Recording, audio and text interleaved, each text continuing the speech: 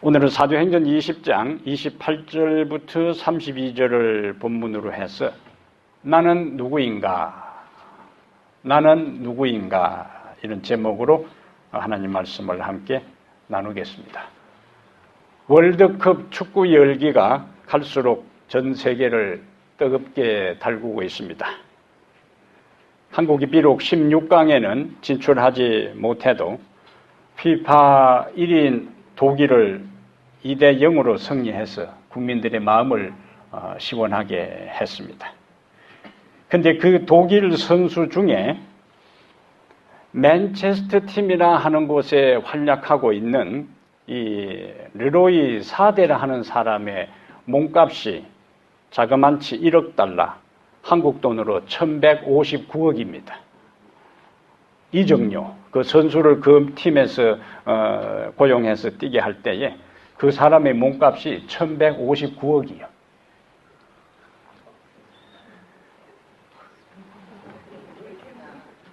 상상을 초월하는 몸값입니다. 그런데 구약시대의 성경에 나오는 종의 몸값은 은 30세겔인데 유다가 예수님을 은 30에 팔았는데 오늘날 돈으로 환산하면 약 200 내지 300달러 몸값입니다.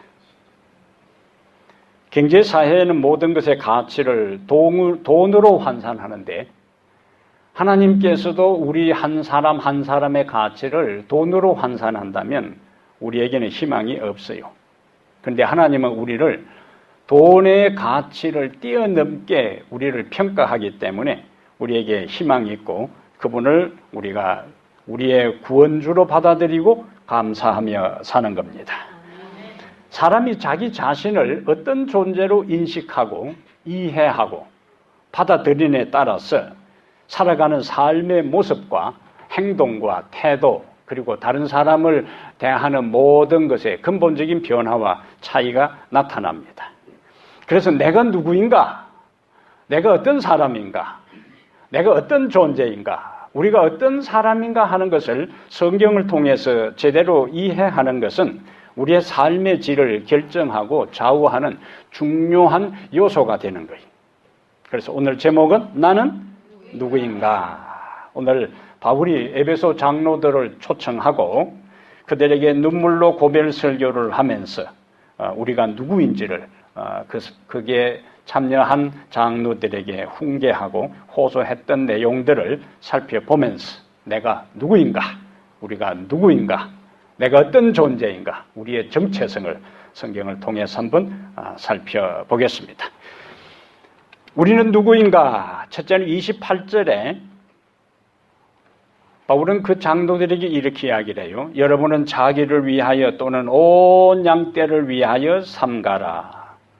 성령이 그들 가운데 여러분을 감독자로 삼고 하나님이 자기 피로 사신 교회를 보살피게 하셨느니라.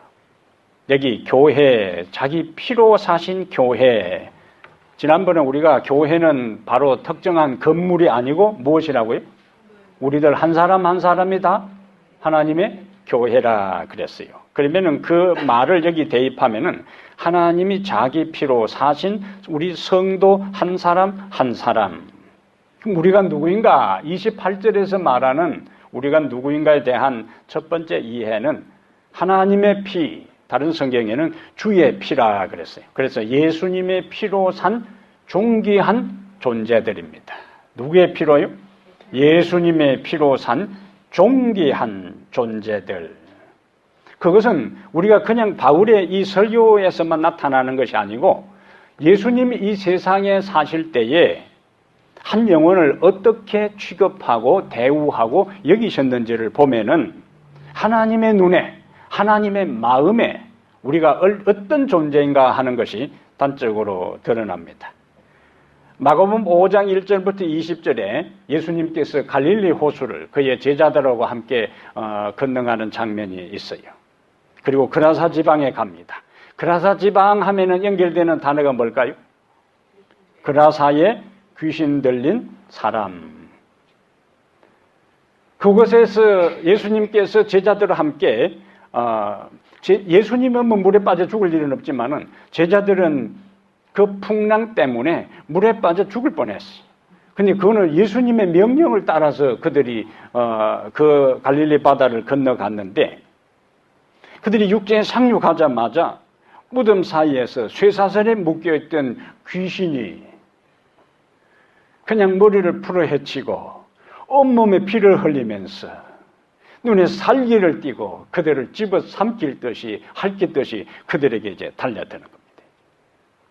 예수님의 제자들은 어땠을까요? 지금 그렇지 않아도 바다에서 죽을 고비를 넘어 겨우 육지에 이제 올라왔는데 난데없이 괴성을 지르면서 한 남자가 미친 듯이 그들에게 달려올 때는 제자들의 입장에서는 혼비백배한 그러한 상황이에요.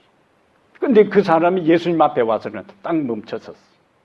그래서 천하 없는 마귀라 악령이라 할지라도 예수님 앞에서는 꼼짝 못하는 겁니다. 막 달려들 때쯤 하다가 예수님 앞에는 딱 그 브레이크를 받고 멈춰서요. 예수님께서 그 사람의 귀신을 쫓았는데 자그만치 귀신이 몇 마리가 달라붙었던가? 돼지가 몇 마리 물에 빠져 죽었어요? 2,000마리가 빠져 죽었어요. 그러니까 그 한 사람을 사단이 장악하고 멸망시키기 위해서 사단이 2,000명의 악령이 그게 달라붙게 만든 거예요. 사단이 한 사람을 파괴시키기 위해서 얼마나 심혈을 기울이나 하는 것을 거기에서 보여주는 겁니다. 그래서 이 돼지 속에 귀신이 들어갔으니까 그냥 그 들판에 키웠던 돼지들이 귀신이 드니까 너도 나도 정신을 잃어버리고 꾀꾀끼리면서 다 절벽에 다이빙을 해서 빠져 죽잖아요. 근데 우리가 여기서 주목할 이야기는 예수님께서 그 풍랑이는 갈릴리 바다를 통과해서 그라사 지방의 육지에 상륙한 다음 이 한 사람 정신 차리게 해놓고 그냥 배 타고 마가복음 5장 21절에 보면 반대편으로 가시더라. 그렇게 너무 싱겁게 끝나는 거예요. 그럼 예수님은 그곳에 뭐하러 가신 거예요? 무덤 사이에서 귀신 들려 고통당하는 이 한 사람을 구출하기 위해서 제자들을 먼저 보냈고 그 다음에 풍랑이는 바다를 잔잔하게 하는 그 과정을 거치면서 이 한 사람을 살리기 위해서 예수님은 그곳에 가신 거예요. 그리고는 그 사람을 회복시킨 다음에 반대편으로 가시냐. 다른 일 한 기록이 없어요. 예수님 다른 사람의 눈에 있어서는 이 사람은 골칫덩어리입니다. 그래서 무덤 사이에 그것도 이 사람 미친 듯이 온 마을을 휘젓고 그냥 옷 벗고 휘젓고 다니니까 제어할 방법이 없어서 무덤 사이에 쇠사슬로 묶어 놓은 그 사람을 예수님은 그 사람을 살리기 위해서 그 영혼을 구원하기 위해서 그냥 옆 동네도 아닌데 그 힘든 과정을 거쳐서 그곳에 가서 그 한 사람을 회복시키고 구원하고 정신을 온전케 한 다음에 또 다른 일을 하기 위해서 건너편 마을로 가시는 예수님의 모습을 보는 겁니다. 사람들은 그 사람을 가치 있게 보지 않았어요. 그의 가족도 그 사람은 골칫덩어리고 그 마을에 있는 사람들도 귀신 들려서 날뛰는 이 사람을 어떻게 할 수 없는 그 마을의 굉장한 두통거리였지만은 예수님에게 있어서는 이 한 사람도 구원받아야 할 사람이고 이 한 사람도 하나님의 자녀로 회복되어야 될 사람이고 이 한 사람도 영생을 얻어야 할 사람이었기에 예수님은 그곳에 가서 그 사람을 온전히 회복시켜 주신 것입니다. 요한복음 4장 3절 4절에 예수님께서 갈릴리 유다는 남부 지역이고 갈릴리는 북쪽 지역이요. 그 중간 지점에 사마리아가 있습니다. 일반적으로 유대인들이 남쪽에 갔다가 그 다음에 북쪽 갈릴리로 갈 때는 사마리아로 질러가면은 빠른 길이지만은 삥 둘러갔어요. 사마리아 사람들은 아수리아가 북방 이스라엘 멸망시키고 난 다음에 주변의 여러 민족들을 사마리아로 이주시켜서 기존에 있던 이스라엘 사람들하고 혼일 민족의 후손이기 때문에 정통 유대인들은 사마리아 사람들을 아예 상대를 하지 않았습니다. 그 지역에 들어가는 것마저도 부정탄다고 생각했어요. 그래서 거리가 좀 멀지만은 다 둘러갔어요. 근데 요한은 예수님께서 남쪽 유다에서 봉사 사업을 하시고 갈릴리로 올라가실 때에 요한복음 4장 3절 4절에 사마리아로 통행하여야 하겠는지라 이렇게 묘사하고 있어요. 그것은 무언가 그곳에 가서 해야 할 일이 있다는 거예요. 영어 성경에는 발음에 신경 쓰지 말고 내용만 신경 쓰세요. Now he had to go through Samaria. 예? had to, must, should. 반드시 그곳으로 통과해야만 했다. 그거예요. 그럼 무엇이 예수님으로 하여금 다른 일반 유대인들은 부정탄다고 그 사마리아 사람들은 아예 인간 대접도 하지 않고 거리가 멀지만은 삥 둘러서 북쪽으로 가던 그러한 시절에 무엇이 예수님으로 하여금 통과하게 해야만 만들었느냐 그거예요. had to.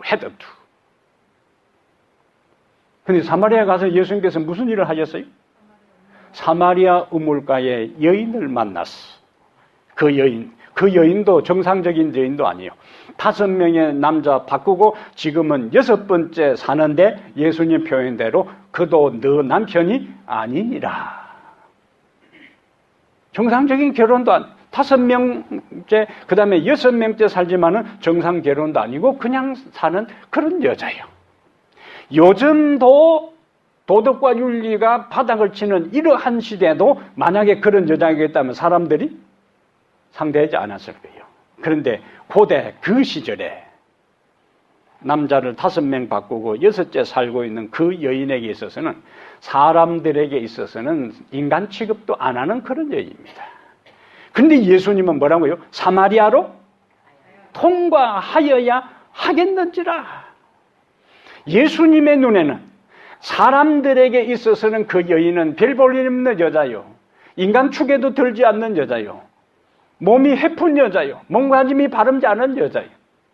그러나 예수님은 그 여인이 다른 사람이 어떻게 그를 평가하고 취급하든지 간에 그도 구원받아야 할 영혼이고 그도 하나님의 사람이고 그 영혼의 목마름과 갈증을 예수님은 읽으셨기 때문에 그 여인을 만나기 위해서 그 여인이 물을 길러 오는 그 시간에 맞추어서 그 우물가를 찾아간 것입니다.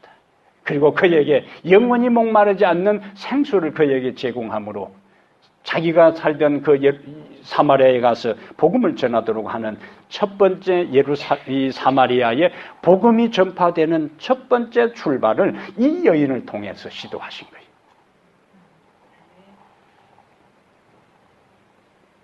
세상적인 가치 기준으로 하나님께서는 사람을 평가하지 않습니다. 세상적인 기준으로 사람을 바라보지를 않아요.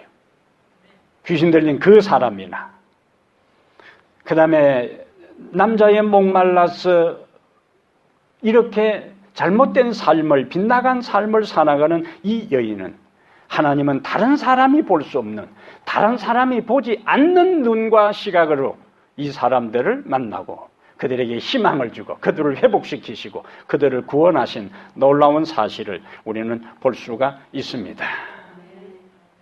예수님이 이 세상의 삶은 바로 그것을 우리에게 보여줘요. 한 사람 한 사람이 존귀하다 그거예요. 한 사람 한 사람이 하나님 앞에 귀중하다는 거예요. 그럼 왜 예수님께서 나중에 십자가에서 여기 하나님이 자기 피로 사신 교회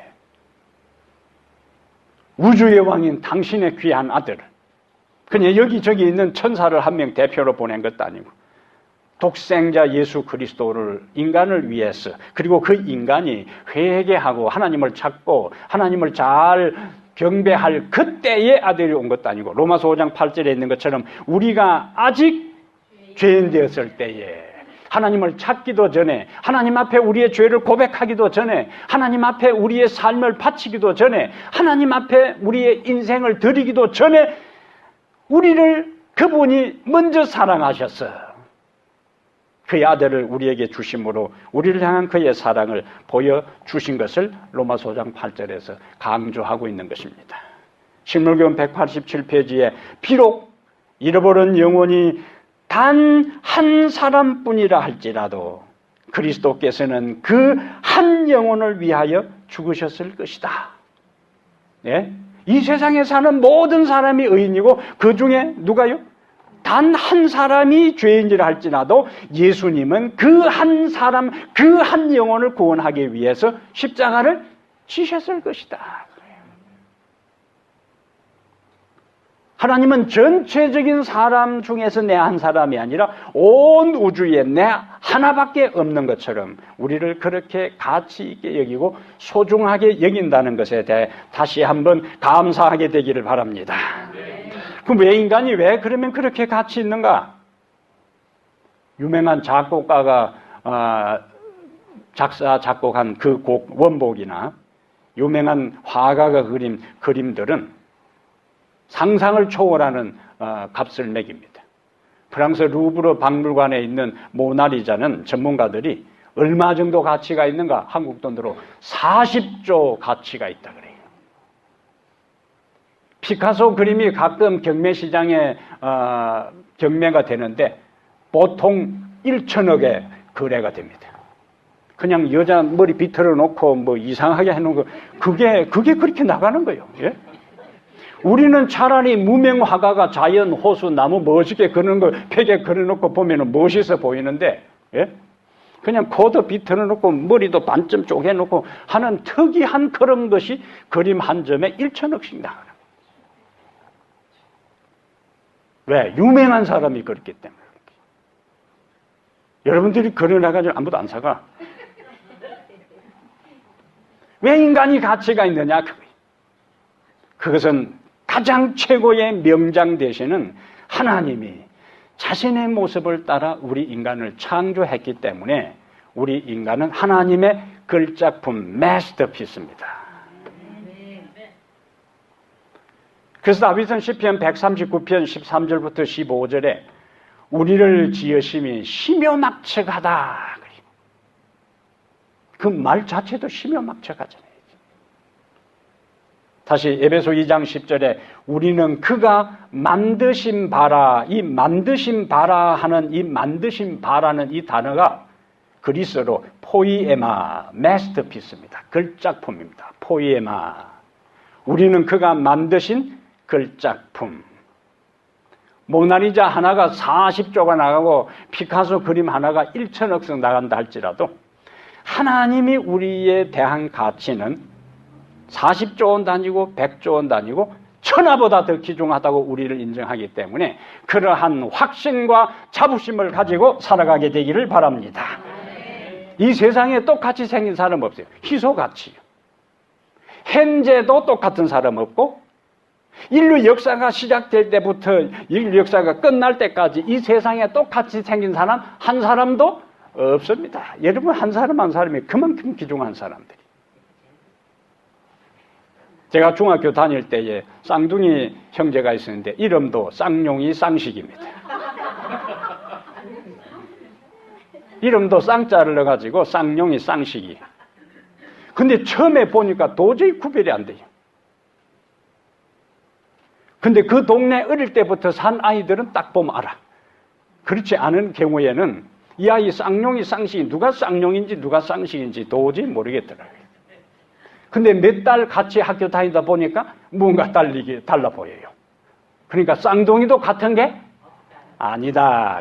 각 사람의 모양도 다르고 색깔도 다르고 음성도 다르고 걸음걸이도 다르고 살아가는 모든 재능도 다르고 그래서 우리는 이 세상에 유일무이한 존재로 하나님께서 창조한 걸작품 마스터피스 포이에마 이것을 우리가 인식하고 깨달을 때에 긍정적 자상이 형성됩니다. 긍정적 자상이 형성되면은 자신감을 갖게 돼요. 그리고 다른 사람을 인정합니다. 자기 인정, 타인 긍정 이렇게 나와요. 근데 자신의 존재 가치를 제대로 깨달지 못하게 되면은 보통 말하는 상처를 받았다. 그러한 말을 많이 하는 사람은 누구냐? 자신의 가치, 자아 긍정이 제대로 형성이 안 된 사람입니다. 하나님 안에서 내가 최고의 걸작품이라는 확신을 갖고 살아갈 때는 다른 사람이 이런 말을 하든 저런 말을 하든 그것이 상처가 되잖아요. 그들이 뭐라 한들 나는 이 세상에서 하나님 앞에 가장 존귀한 포에마, 마스터피스, 걸작품이라는 확신이 있기 때문에 그것 때문에 주눅들거나 그것 때문에 상처받았다고 삐지질 않는다는 이야기예요. 오늘 다시 한번 여러분은 하나님의 포이에마, 하나님의 마스터피스, 하나님의 걸작품이라는 확신을 갖고 자아, 긍정 속에서 어깨를 펴고 가슴을 활짝 펴고 자신 있게 인생을 살아가게 되기를 축복합니다. 최근에 한 신문 칼럼을 읽었는데요. 상당히 공감되는 재미있는 칼럼이었습니다. 인간에게는 많은 다양한 요구가 있는데 그 요구 가운데 감탄의 요구가 있다 그래요. 감탄의 욕구. 그래서 인간은 뭘 먹고 살아가는가? 옛날에는 사랑을 먹고 살아가는 존재, 인정받는 존재, 여러 가지 표현이 있는데 이 심리학자는 인간은 감탄을 먹고 살아가는 존재다 그랬어요. 근데 그 감탄의 근원은 누구냐? 제가 성경을 보니까 하나님이세요. 하나님은 어떤 분이신가? 스스로 감탄을 잘하시는 분이라. 그래서 창세기 1장에 보면은 인간 창조가 시작될 때마다 첫째 날 하나님께서 지어놓고 덤덤하게 끝나는 것이 아니고 하나님의 보시기에 좋았더라. 하나님이 해놓고도 이야, 자기 스스로 감동을 받은 거예요. 내가 만들어놔도 잘 만들었네. 그것이 하나님의 보시기에 좋았더라. 그래서 6일까지 마지막 인간까지를 다 만들어 놓은 다음에는 창세기 1장 31절에 하나님이 보시기에 심히 좋았더라 그렇게 했어요. 와우, 하나님이 자기가 만들어 놓고도 그냥 어떻게 했다고요? 와우, 이렇게 했다고요. 이제. 근데 그 하나님의 감탄이 하나님께서 아담을 만들어 놓고는 아담의 독처하는 것이 좋지 못하니 내가 그를 위하여 돕는 배필을 만들리라. 그리고 아담을 잠들게 한 다음에 그다음에 하와를 만들었어요. 이때에 하나님의 감탄이 누구에게 나타나는가? 아담에게 나타나는 거예요. 눈을 떠보니까 여인이 살랑살랑 미소를 지으면서 그에게 살랑살랑 다가올 때에 아담이 그를 바라보는 순간에 이는 내 뼈 중에 뼈요 살 중에 살이로다. 근데 거기는 별 감탄이 안 나타나지만 영어 표현을 하면 awesome, wonderful, excellent 다른 발음 안 되는 단어를 생각하고 하나님이 뭐 했어요? 하나님이 감탄했고 그 다음에 그 하나님이 자신에게 너무나 아름답고 예쁜 아내를 만들어줄 때에 아담이 그것을 보는 순간에 그냥 자신이 표현하는 히브리적 표현으로 내 살 중에 살이요 뼈 중에 뼈라 했지만은 그냥 숨이 칵 막힐 정도의 그런 상황이었죠. 뭐 한 거요? 감탄. 그런데요, 인간은 어릴 때부터 우리 어머니, 특히 부모 중에서 엄마의 감탄을 먹고 자란 것이 바로 우리들이에요. 아이가 처음에 누가지고 다리하고 손만 바둥바둥 하다가 그 다음에 조금 자라서 용을 써가지고 한번 탁 엎드렸다. 그걸 엄마 보고 엎드렸네. 이렇게 하는 엄마가 어디 있어요? 예? 그 바둥바둥 하다가 용을 쓰고 탁 한번 엎드리면은 그걸 보고 엄마가 감탄을 하는 거예요. 그러다가 이제 포복을 하기 시작한다. 그러면은 처음에는 이제 한 번씩 버둥버둥 해서 엎드리다가 그 다음에 포복을 하기 시작하면은 포복하는 거 보면서 식구들이 다 박수를 치고 이제 기기 시작한다고. 송아지 새끼나 염소 새끼 내놓으면요 10분 15분 안 돼도 홀쭉홀쭉 쫓아다닙니다. 그냥. 염소는 태어나서 옆에 그 몸에 묻은 그 이물질 엄마가 싹 핥아 먹고 탯줄 딱 잘라주면 조금 있으면 털털 굴려서 그냥 뛰어다녀. 근데 사람은 누워서 바둥바둥 꼬물꼬물 하다가 용을 써서 한번 엎드리고 그 다음에 기고 그러다가 이제 다리에 힘이 좀 생기면 옆에 붙잡고 한번 싹 기지기 차고 싹 이렇게 일어나면 엄마가 어떻게 섰구나 이렇게 합니까? 와 섰다가 그러다가 한 발 두 발 팩 꼬그라져도 야 두 발 뗐다. 어제는 한 발 뗐는데 오늘은 두 발 뗐다. 식구들 모이면은 너도 나도 그냥 한두 발 떼는 거. 따져보면은 한두 발 떼는 거, 그거 뭐 인생살에 뭐 큰 거예요? 그러나 이 아이에게 있어서 엄마의 입장에서는 한 발, 두 발 떼는 것에 뭐 한다고요? 감탄하는 거예요. 감탄하는 거예요. 그러면서 우리의 자녀들이 자라고 우리가 그렇게 자라온 거예요. 인간의 시작이 감탄에 의해서 시작했고 역사의 시작이에요. 우리들 한 사람 한 사람이 그렇게 시작했는데 그러다가 이제 옹알옹알 하다가 말을 이제 햇잘대기 말로 엄마 아빠 말을 한마디 했다. 그러면 또 어떻게 돼요? 오늘 말 한마디 했다고 이제 남편이 없는 사이에 아이가 이제 우연히 엄마 한마디 했으면 남편이 오자마자 뭐 다른 거 아니에요. 뭐요? 오늘 엄마 말 한마디 했다고. 감탄이. 어떤 사람이 이제 산을 오릅니다. 좀 거창하고 철학적인 말로 왜 산을 오르는가? 엘리베이터를 타고 올라가려면 잘못하면 떨어져 죽어요. 산이 있기 때문에 오른다. 아, 진짜 멋있는 말이다. 그런데요. 따져보면 산이 있기 때문에 오른다. 그냥 그렇게 말하지만은 어떤 사람은 여기 이제 주변에 산을 많이 타는 사람이 있어요. 건강에 도움이 되기 때문에 산을 타는 사람들이 있습니다. 그러면 꼭 꼭대기까지 안 올라가도 돼. 중간 올라가다 내려와도 돼요. 그런데 꼭 어디까지 올라가려고 그래요? 꼭대기까지. 근데 꼭대기까지 딱 올라가면은 주변에 싹 사면 전경이 펼쳐질 때 우와 멋있다. 뭐요? 감탄이요. 감탄. 여행을 우리가 하는 것도 여기저기 여행을 하는 것도요. 그 장소 그 현장 자체가 아니라 그곳을 바라보면서 뭐요? 감탄을 경험하는 것이 인간의 내면적인 욕망이다 하는 이야기입니다. 감탄. 그런데 하나님께서 세상을 창조하시면서 감탄하셨고 인간을 포함해서 다 창조하신다면은 하나님께서 보시기에 심히 좋았더라라고 하신 그 하나님이 우리들 한 사람 한 사람이 부모된 우리가 어린 아이들이 첫걸음을 떼고 말을 하고 하는 그 성장의 과정 중에 부모는 감탄하고 기뻐하고 즐거워하는 것처럼 여러분과 내가 하나님을 향한 믿음의 걸음, 믿음의 행동 하나하나 속에 성장하고 자라고 발전하고 변화될 때에 하나님은 그러한 우리의 모습을 바라보시면서 뭐 하신다? 감탄한다. 하나님을 감탄하게 만드는 인생들이 되기를 바랍니다. 예? 그 창한 걸 가지고 하나님께서 감탄하시는 게 아니에요.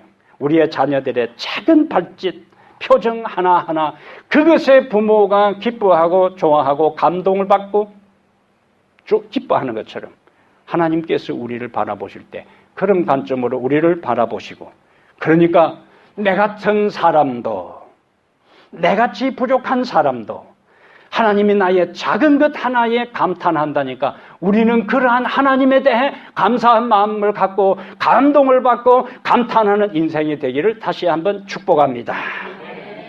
옆에 있는 분하고 인사를 하세요. 당신은 참으로 존귀한 존재입니다. 그 참자에다 액센트를 넣었어요. 당신은 참으로 존귀한 존재입니다. 단점 의심하는 눈빛으로 하지 말고 진짜 믿는 마음으로 그렇게 해야 되는 거예요.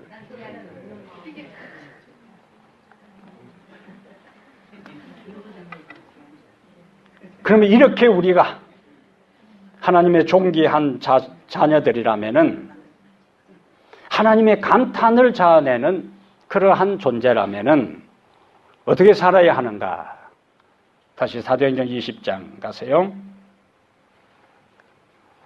32절에 하나님의 존귀한 자녀들은 어떻게 살아야 하는가? 지금 내가 여러분을 주와 및 그 은혜의 말씀에 부탁하노니 그 말씀이 여러분을 능히 든든히 세우사 거룩하게 하심을 입은 모든 자 가운데 기업이 있게 하시리라. 하나님의 존귀한 자녀들은 주님과 그분의 말씀을 의지하며 살아야 하는 겁니다. 따라합니다. 주님과 그분의 말씀을 의지하며 산다.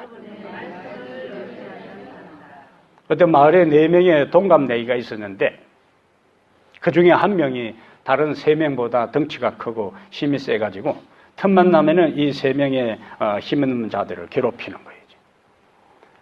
계속 당하기만 당했던 이 3명의 친구들이 함께 모여서 어떻게 이 사람에게 복수하고 괴롭힐까? 근데 힘으로는 3명이 다 달라붙어도 이길 수가 없으니까 연구하다가 한 방법을 찾아냈어요. 그 다음날 이 3명의 친구들이 이 덩치 큰 친구를 만날 때마다 10번이고 100번이고 어디가 아프냐? 어디 얼굴이 안색이 좋지 않네? 무슨 병에 걸렸니? 볼 때마다 이제 3명이 돌아가면서 그런 거예요.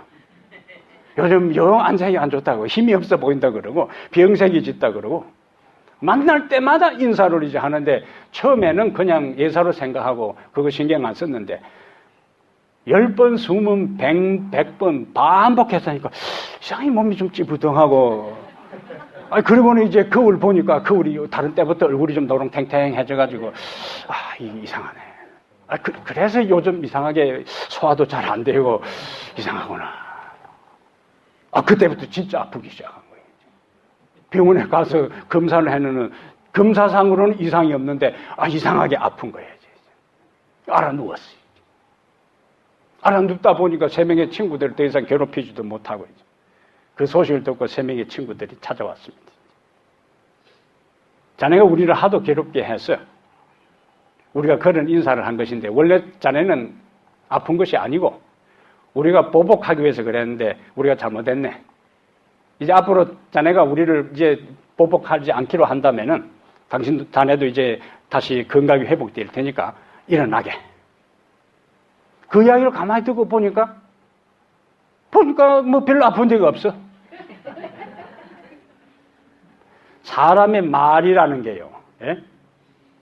이만큼 다른 사람의 사기를 꺾기도 하고 용기를 주기도 하고 한 사람의 건강과 마음의 정신에 치명타를 입힐 수가 있습니다.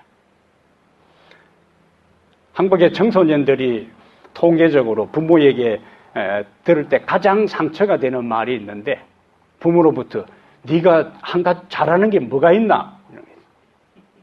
이게 자녀에게서 가장 치명상을 입히는 거예요. 부모 입장에서 자식들에게 들을 때 가장 충격적인 게 뭐냐? 부모가 내한테 해준 게 뭐가 있어요? 네가 할 수 있는 게 뭐가 있느냐 하는 말하고 당신이 부모님 우리에게 해준 게 뭐가 있어요 하는 말이 가장 충격을 준다. 사람의 말이 감사하고 고맙고 잘한다 그러고 격려하고 그러고 인정하고 독려할 때에 그것이 우리에게 힘이 되는 겁니다. 지금 한창 축구가 진행되어 있지만은 모든 국민들이 댓글로 못한다 그러고 그럼 누가 감독 바꿔야 된다 그러고 누가 선수를 뽑았나 그러고 계속 그래 보세요. 운동장에서 뛸 수가 없습니다. 그러나 실수하고 넘어져도 격려하고 다시 할 수 있다, 일어설 수 있다, 해보자 할 때는 용기를 가질 수가 있어요. 우리의 말 한마디 한마디가 다른 사람을 살리기도 하고 죽이기도 합니다. 인간의 입에서 나오는 말도 이 정도 파워 능력이 있다면 하나님의 말씀, 하나님 입에서 나오는 말씀은 더 큰 놀라운 능력이 있는 겁니다. 인간을 창조할 때 하나님은 다른 걸로 창조한 게 아니잖아요. 말씀으로 창조했어요. 그래서 시편 33편 6절 9절에 여호와의 말씀으로 하늘이 지음이 되었으며 그 만상이 그 입기운으로 이루었도다.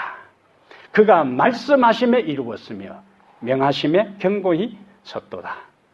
예수님이 요한복음 6장 63절에 내가 너희에게 이런 말이 영이요 생명이라 그랬습니다.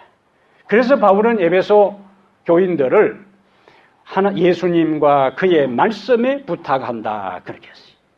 예수님은 그의 말씀에 부탁할 때 그 말씀이 그들 속에 살아있을 때에 그들 앞을 기다리고 있는 그 어떠한 장애물과 환난과 시련과 핍박과 박해를 그들은 능히 극복하고 이길 수 있는 능력을 가질 수가 있는 것입니다. 올해 와서 수준을 좀 더 높여 단답형 성경절에서 이제 새롭게 말씀 묵상을 시도하고 있습니다. 힘든 과정이지만은 꾸준히 말씀 묵상을 시도하고 있는 분들에게 하나님께서 복 주시기를 바랍니다. 시골에 소를 이제 키워보면은요, 소가 이제 막 풀을 뜯어먹고 난 다음에 집에 와서는 다시 뭘 한다고요? 되새김질을 해요. 반추한다 그래요. 우리가 하나님 말씀을 묵상하는 것은 그냥 읽어가지고는 아무 소용이 없어요. 그 말씀을 힘들지만은 묵상하고 나에게 주어진 메시지가 뭔지를 생각하고 그것을 자기에게 적용시키고 그 깨달은 진리에 굴복하게 될 때에 그 말씀이 나에게 흡수되고 소화돼서 나에게 힘이 되고 능력이 되고 파워가 되는 겁니다. 시편 48편 14절에 이 하나님은 영원히 우리 하나님이시니 그가 우리를 죽을 때까지 인도하시리로다. 얼마나 든든해. 우리를 언제까지요?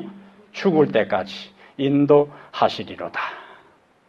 사울과 다윗의 차이점이 많이 있지만은 그 중에 하나가 역대상 10장 13절 14절에 보면은 사울은 여호와께 묻지 아니하고 그렇게 했어요. 사울은 여호와께 묻지 아니해서 결국 그는 죽고 말았어. 그는 하나님의 법궤에 별 관심도 없었습니다. 사울이 왕이 되고 난 다음에 법궤는 장막에 방치되어 있었지만은 사울이 하나님의 법궤를 이스라엘 중심부에다가 모시고 그 다음에 그곳에 임재하시는 하나님의 영광 중에 임재하시는 하나님을 통해서 그의 가르침을 받으려고 생각하지 않았어요.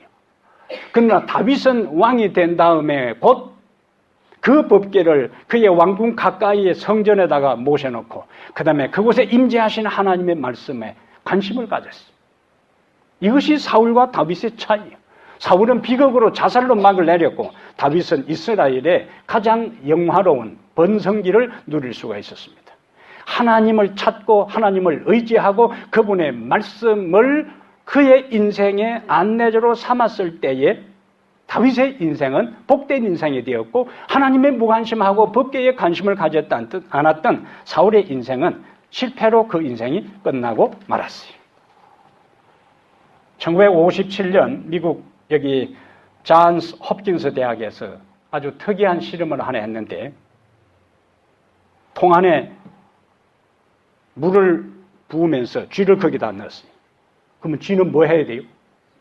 부지런히 헤엄을 쳐야 되는데 어떤 쥐는 쉬지 않고 그 조그만 발을 가지고 안 빠져 죽으려고 60시간을 버티는데 어떤 쥐는 15분 만에 그냥 포기하고 빠져 죽어요. 과학자들이 왜 어떤 쥐는 60시간을 견디고 어떤 쥐는 15분 만에 포기하고 빠져 죽는가? 그래서 다른 형태의 이제 실험을 했는데 그 쥐가 포기하고 이제 헤엄치는 걸 포기하고 다리를 움직이지 않고 가만히 있으면은 빠지기 전에 끄집어냈어요. 그리고 좀 회복한 다음에 다시 물에 집어넣었어요. 근데 그렇게 한 쥐들은 거의 60시간을 버티어요. 과학자들이 여기서 찾아낸 원리는 이겁니다. 내가 여기서 버티면은 뭐예요? 누군가 건져준다. 그러니까 내가 포기하지 말고 버티자. 그것이 은연중에 지혜 유전자에 각인되어서 거의 모든 실험군에 속했던 쥐들이 포기하지 않고 그 시간대까지 버티더라는 이야기를. 그런데 그 희망은 지 스스로에게 있었던 것이 아니고 누군가 나를 끄집어내 주었다 하는 그 경험, 외부에서 희망이 그들에게 주입된 것처럼 인간 삶에 있어서 쉽게 포기하는 사람, 내가 살아봐야 희망이 없고 미래가 없다 하는 순간에 우리는 물에 빠져 죽고 마는 겁니다. 그러나 누군가 내 인생에 왔어. 나를 그 고통에서, 내 절망에서, 내 눈물에서, 내 실패에서 일으켜 세우시고 도와줄 것이라는 예수 그리스도에 대한 말씀의 희망이 있을 때에 우리는 다시 일어설 수가 있습니다. 다시 모든 고통을 견딜 수가 있어요. 사랑하는 여러분, 우리는 그리스도의 피로 삼받은 존귀한 존재들입니다. 우리 스스로 자신을 존귀하게 여기고 다른 사람도 그렇게 여기며 살아가게 되기를 바랍니다. 그렇게 자신을 존귀하게 여기고 다른 사람을 귀중하게 여기는 사람들은 이제는 그리스도를 의지하고 그리스도의 말씀을 붙잡고 살아갑니다. 그러한 사람은 절대로 인생에 실패한 것처럼 보이도 실패하지 않고 다시 일어서서 다윗의 인생에 성공적인 삶이 되었던 것처럼 우리의 삶도 그러한 삶으로 바뀌게 될 것입니다. 우리는 누구인가? 우리는 하나님의 존귀한 자들이고 하나님의 존귀한 자들은 어떻게 살아야 되는가? 그분을 의지하고 그분의 말씀을 붙잡고 사는 것입니다. 여러분 모두가 그런 삶이 되기를 주의 이름으로 축복합니다. 영원한 우리의 피난처가 되시는 주님이시여, 주님을 찬양합니다.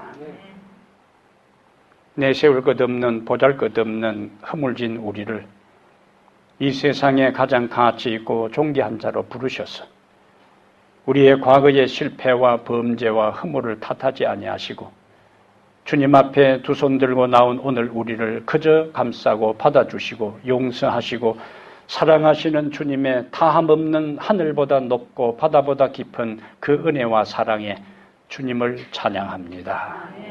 이제부터 다시 우리의 눈을 들어 주님을 바라보게 하시고 주의 말씀을 의지하게 하시며 내 인생 하루하루 살 동안에 말씀 의지하고 말씀 붙잡고 말씀이 이끌는 대로 살아가는 성도들 다 되게 하여 주시옵소서.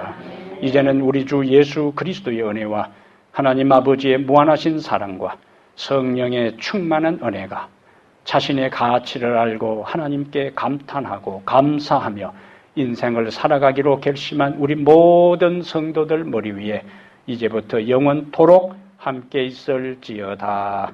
아멘.